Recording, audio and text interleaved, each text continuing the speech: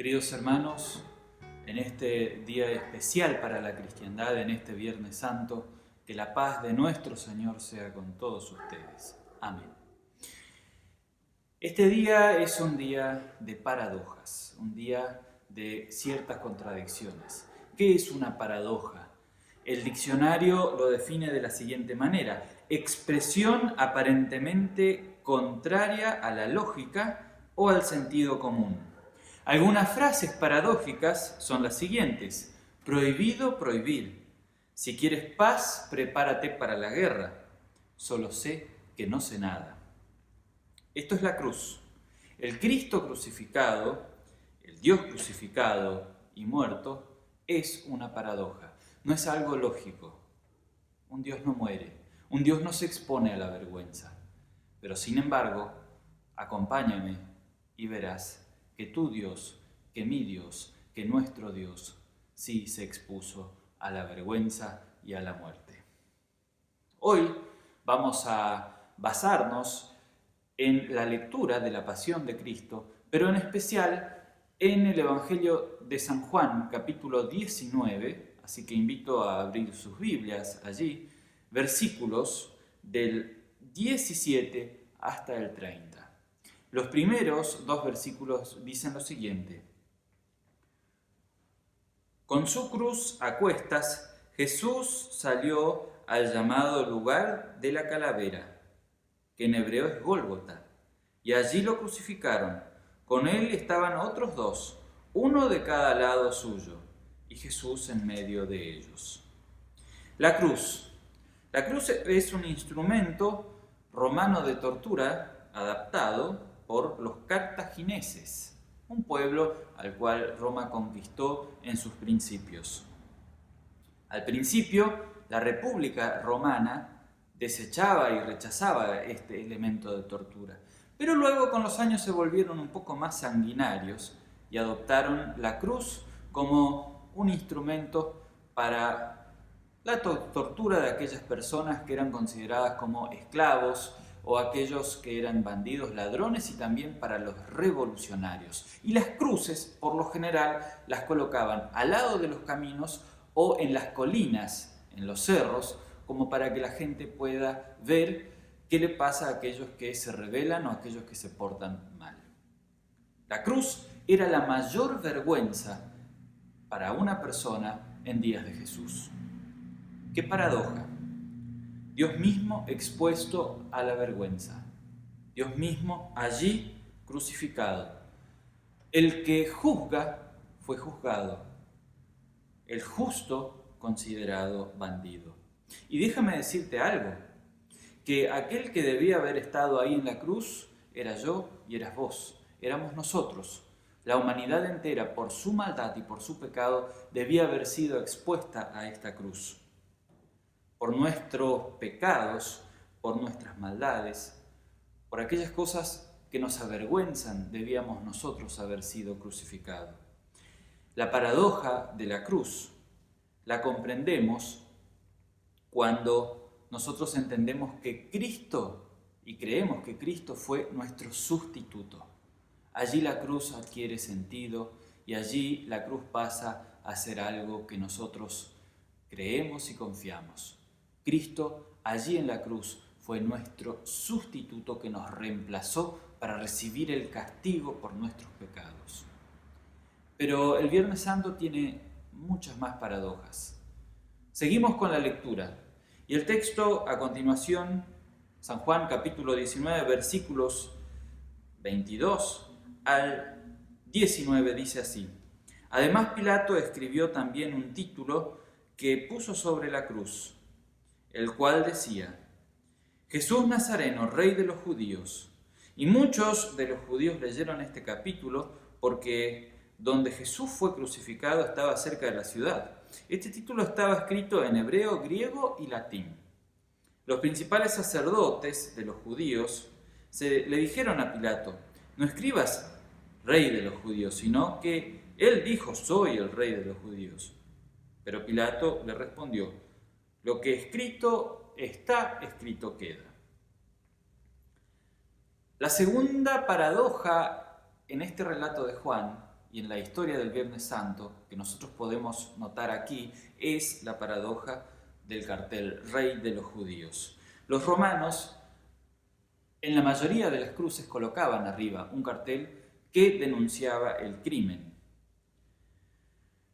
Y en realidad este cartel no era tanto para Jesús, sino más bien era un mensaje político para los judíos. Esto le va a pasar a aquel que se considere un revolucionario o se considere rey. Y aquí tenemos la paradoja. El rey del cielo y de la tierra, condenado y crucificado por ser rey. Pero déjame decirte algo. Cristo, allí en la cruz, realmente era nuestro rey. Con la corona de espinas y todo, estaba librando la gran batalla que nadie en la humanidad podría haber librado.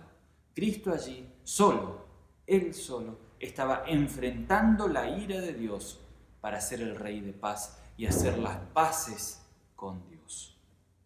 Por lo tanto, la paradoja de la cruz la comprendemos cuando nosotros creemos que Cristo fue el rey que venció el pecado y nos trajo la paz. Pero la historia del Viernes Santo continúa. El desenlace es trágico. Los versículos siguientes dicen así, San Juan, capítulo 19, versículos 23 y 24.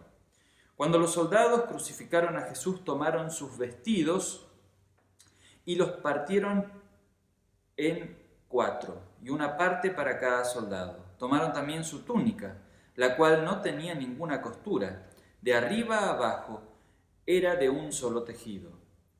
Y dijeron entre sí, no la partamos, más bien echemos suertes a ver quién se queda con ella. Esto fue así para que se cumpliera la escritura que dice, repartieron entre sí vestidos y sobre mi ropa echaron suertes. Así lo hicieron los soldados. Aquí se cumple una profecía acerca del Mesías, profetizada ya en el Antiguo Testamento, en el libro de los Salmos. El Salmo 22, 18 habla que los soldados o que sus captores repartirían su vestimenta y echaron suertes para quedarse con la túnica de Jesús. ¡Qué paradoja! Aquí encontramos otra paradoja o aparente contradicción. El Dios que cubrió el pecado de Adán y Eva con pieles de animales, aquí muere expuesto y desnudo en plena vergüenza. Pero te voy a decir algo. Cristo quedó allí expuesto en la cruz por nuestros pecados. Él allí, o los que tendríamos que estar allí expuestos, éramos nosotros. Todas estas cosas que nosotros buscamos ocultar, todos nuestros pecados más profundos, Cristo las expuso allí en la cruz, para que hoy nosotros seamos perdonados. Por eso, la paradoja del Dios desnudo allí en la cruz adquiere sentido, lo comprendemos cuando creemos que Cristo cubrió nuestros pecados y nuestras vergüenzas, que la sangre de Cristo cubre nuestra maldad y nuestro pecado. Los versículos siguientes dicen así, San Juan capítulo 19, versículos 25 al 27. Junto a la cruz de Jesús estaban su madre y la hermana de su madre, María, la mujer de Cleofas, y María Magdalena. Cuando Jesús vio a su madre, vio también presente al discípulo a quien Jesús amaba, y le dijo a su madre, mujer, ahí tienes a tu hijo. Y al discípulo le dijo, ahí tienes a tu madre. Y a partir de ese momento el discípulo la recibió en su casa. ¿Dónde estaban los 12? ¿Dónde estaban los 12 discípulos? Todos dispersados, todos huyeron. Lo acompañaron hasta la cruz un grupo de mujeres y uno de sus discípulos, a quien el evangelista lo llama el discípulo amado, que según los estudiosos y según la tradición fue el propio Juan. Allí, desde la cruz, Cristo le encarga el cuidado de su madre, porque su madre al morir el hijo mayor iba a quedar desprotegida. Ahí tenemos un escenario muy duro y muy difícil. No hay peor cosa para un padre o una madre ver morir a su propio hijo. Y esto lo tuvo que enfrentar María, la madre de Jesús. Pero María sabía que el padre de este niño era Dios y que también sabía por la profecía que le dijo el ángel cuando María quedó embarazada, que este niño sería llamado Dios, Hijo del Altísimo. María sabía que Cristo era Dios. Y aquí tenemos una paradoja. Dios sacrificándose a sí mismo. Dios ofreciéndose a sí mismo. Dios matando a Dios. ¡Qué locura! Una total locura para la humanidad.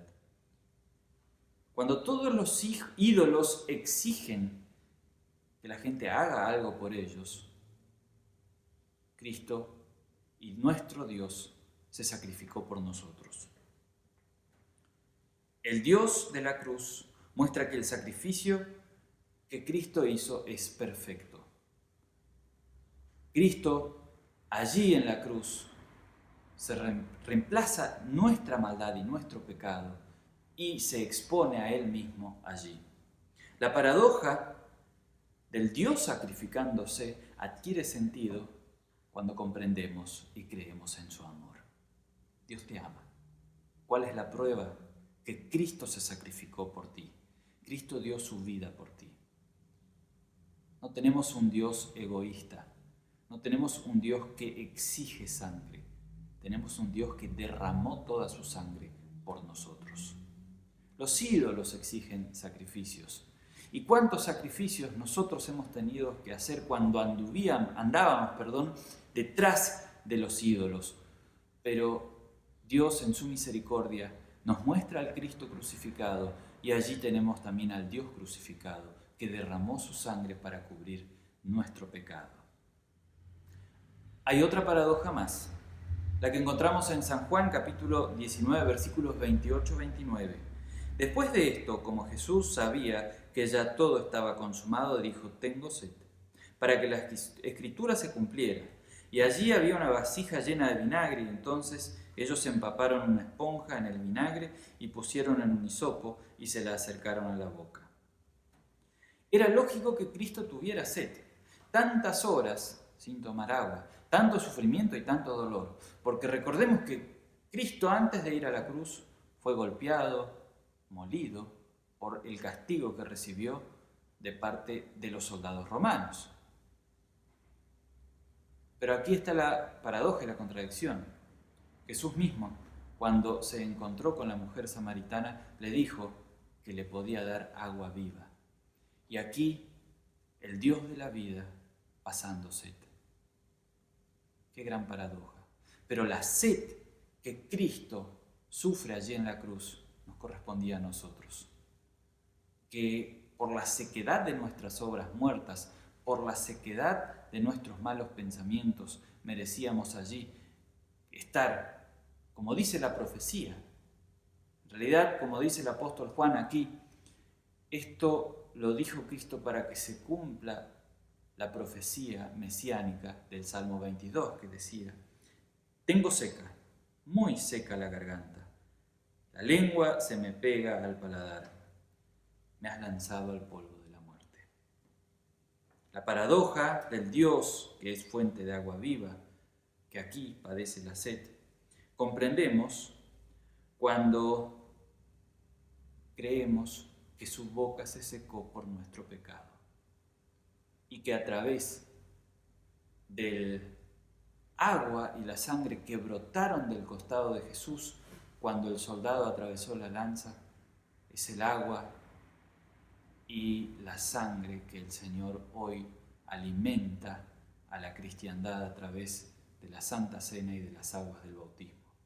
Allí, en realidad, en la cruz, hay una fuente que brota para vida eterna, la fuente de nuestro Señor Jesús. Y ya no hay paradojas. El último versículo del texto de hoy es el que encontramos en San Juan 19:30, que dice: Cuando Jesús probó el vinagre, dijo: consumado es. Luego inclinó la cabeza y entregó su espíritu. Consumado es. Ya está todo hecho, ya está todo cumplido, está pago. Cualquiera de estas traducciones está bien. Ya no había que hacer nada. Cristo murió, Dios murió. Pero estas palabras de Cristo tienen un gran peso y un gran significado para nosotros y para toda la cristiandad. Porque estas palabras dicen que el sacrificio para agradar a Dios está hecho. Tenemos un Dios que lo dio todo, un Dios que lo hizo todo, por lo cual nosotros ya no tenemos que hacer nada. Y está dentro de la naturaleza corrompida del humano hacer algo para salvarse. Es muy natural pensar que tenemos que hacer algo para agradar a Dios o que tenemos que hacer algo para ir al cielo.